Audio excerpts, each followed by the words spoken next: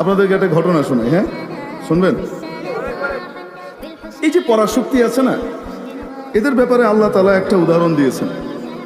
আপনার সেই উদাহরণটা শুনবেন, আল্লাহর দেওয়া উদাহরণ। আমি ওটাকে বোঝানোর জন্য একটু আগে বলে নিই। আপনাদের বাড়িতে মাকড়সা আছে না?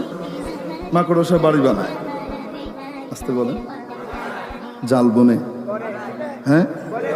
মাকড়সা কি মনে করে জানেন?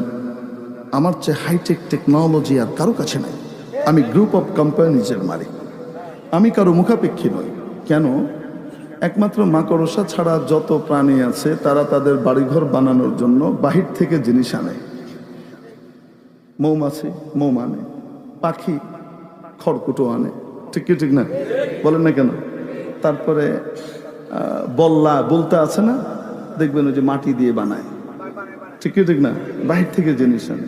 একমাত্র মাকড়সা, তার কাছে এমন হাইটেক টেকনোলজি আছে যে সে বাহির থেকে কিছু আনা লাগে না, সে নিজেই লাফাল মারে আর তার বাড়ি হয়ে যায়। কি করে? এমন করে লাফাল মারে আর কি হয়, বাড়িটা বানিয়ে সে মাঝখানে বসে, বসে সে একটা ভাব দেয়, এমন ভাবে বসে, আমি যে এত শক্তিশালী উন্নত আয়রন ডোম তৈরি করেছি, এটা ভেদ করে কোনো মিসাইল মানে মশা যেতে পারে না। আমি এমন শক্তিশালী গুহ তৈরি করেছি, এটিকে ভেদ করে কোনো জঙ্গি বিমান মানে মাছি যেতে পারে না। বুঝছেন? কেউ গেলে সে তাকে আষ্টে পৃষ্ঠে বেঁধে ফেলে। দেখেন না, মনে হয় বিশাল ভাব নিয়ে সে বসে, এবং তার হাব ভাব দেখে মনে হয় মুই কি হুনুরে, আছে না নাই?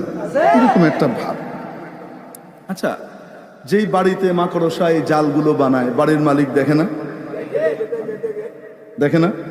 কিছু বলে? বাড়ির মালিক কিচ্ছু বলে না, চুপচাপ দেখে বানাচ্ছে, বানায়।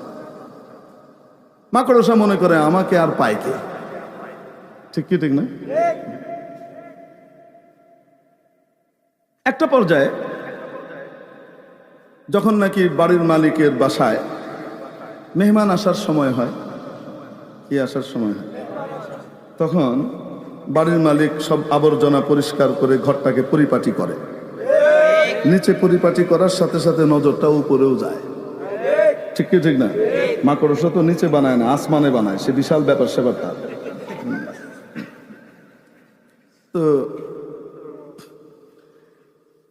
বাড়ির মালিক সব পরিষ্কার করে যখন নাকি মাকড়সার আর বিশাল আয়রন ডোম এর যে বিশাল পরাশক্তিওয়ালা বাড়ি যেটা সে বানিয়েছে, যেটা নিয়ে তার মহাগর্ব, ওটা ধ্বংস করার জন্যে যখন তার সময় আসে, তখন